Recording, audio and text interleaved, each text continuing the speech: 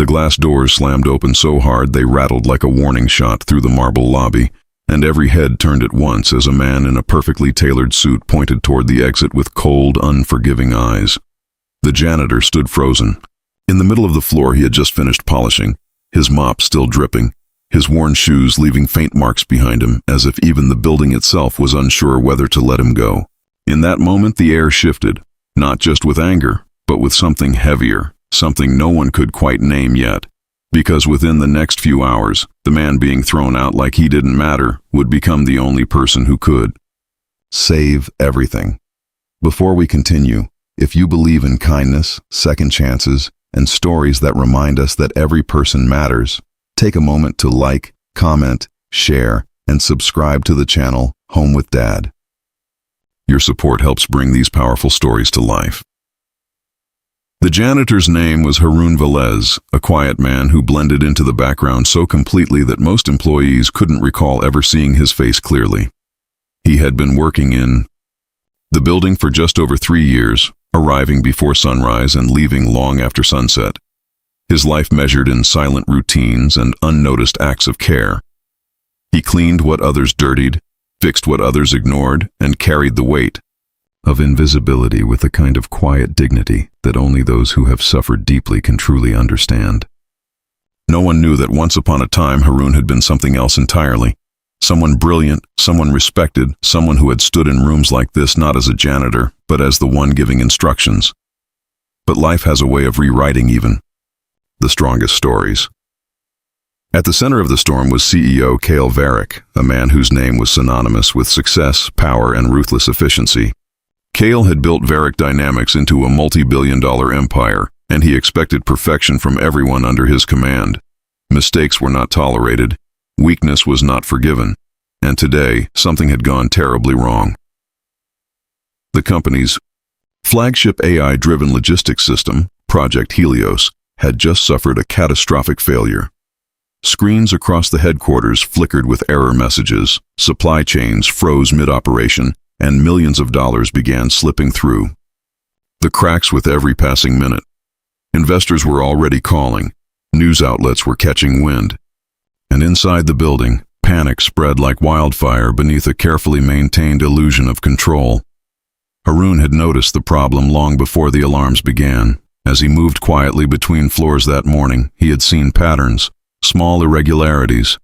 In the system displays left open on employee desks, flickers in server room indicators, warning signs that most people overlooked because they were too focused on their own roles.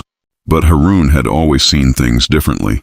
Where others saw chaos, he saw structure. Where others saw noise, he saw signals. He had hesitated, because speaking up was dangerous when you were invisible. Still, something inside him refused to stay silent. When he finally approached a group of engineers in the operations wing, trying to explain what he had noticed, they dismissed him almost instantly. A janitor talking about system anomalies. It sounded absurd. One of them laughed. Another told him to stick to cleaning. And when Kyle himself walked in moments later, already furious, already looking for someone to blame, the situation escalated beyond repair. Harun tried once more. His voice steady but soft, attempting to warn them that the system failure was not random, that it followed a pattern tied to a misaligned data synchronization loop that would escalate rapidly if not addressed. But Cale didn't hear the warning. All he saw was a janitor wasting time during a crisis, and that was when he pointed to the door. The humiliation was immediate, sharp, and absolute. Security was called. Employees watched in silence. And Harun, with nothing but a small bag of personal belongings and years of unspoken knowledge, was escorted out of the building he had quietly kept running. But the disaster inside was only just beginning. Within an hour, the failure spread beyond internal systems and into external operations. Delivery networks halted across multiple countries. Contracts were breached. Financial losses surged past $10 million and climbing. The engineers scrambled, throwing solution after solution at the problem, but nothing worked. Every fix seemed to trigger a new failure somewhere else, like pulling threads from a fabric that was already unraveling. Cale stood in the center of it all, his confidence beginning to crack under pressure he could not control, because for the first time in years, he didn't have the answer. Outside, Haroon sat quietly on a bench across the street, watching the building's glass facade reflect a world that felt distant and unreal. He wasn't angry, he wasn't even surprised. Life had taught him long ago that people often see what they expect to see, and nothing more. But as he watched employees rushing inside, panic written across their faces, something stirred within him. Not pride, not revenge, responsibility, because he knew what was happening inside that building, and he knew exactly how to stop it. The internal struggle was real and heavy. Going back meant facing the same rejection, the same dismissal. It meant stepping into a place that had just cast him out without a second thought. But walking away meant allowing a disaster to grow that could ruin thousands of lives, not just executives and investors, but workers, families, people who depended on that system functioning. Haroon stood slowly, his decision forming not from ego, but from something deeper. He crossed the street.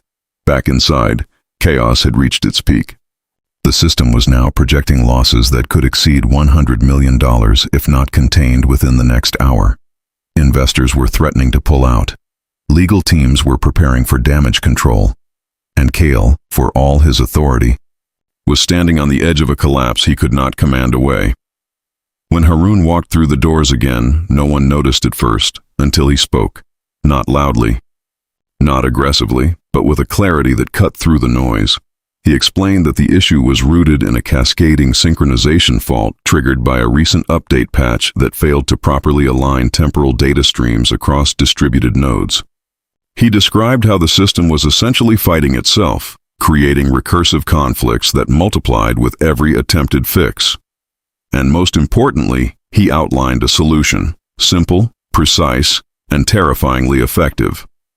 At first, no one moved, because it sounded impossible, until one engineer, desperate enough to try anything, implemented the first step, and everything changed. Within minutes, the system began stabilizing.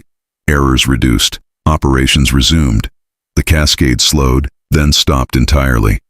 The room fell into stunned silence as screens that had been flashing red turned steady green. The bleeding stopped. The disaster was over. $100 million saved. And all eyes turned to the man they had thrown out just hours earlier. Kale stared at Haroon, the weight of what had just happened settling heavily on his shoulders. For the first time, he saw him, not as a janitor, not as an interruption, but as someone who had just done what no one else could. But the realization came with something deeper. Shame. Because in that moment, Kale understood that his greatest failure was not the system crash. It was the way he had treated the one person who could fix it. Haroon didn't celebrate. He didn't demand recognition. He simply stood there, calm and composed, as if this outcome had never been in doubt, because for him, this was never about proving anyone wrong. It was about doing what was right. As the building slowly returned to normal, something intangible shifted within its walls.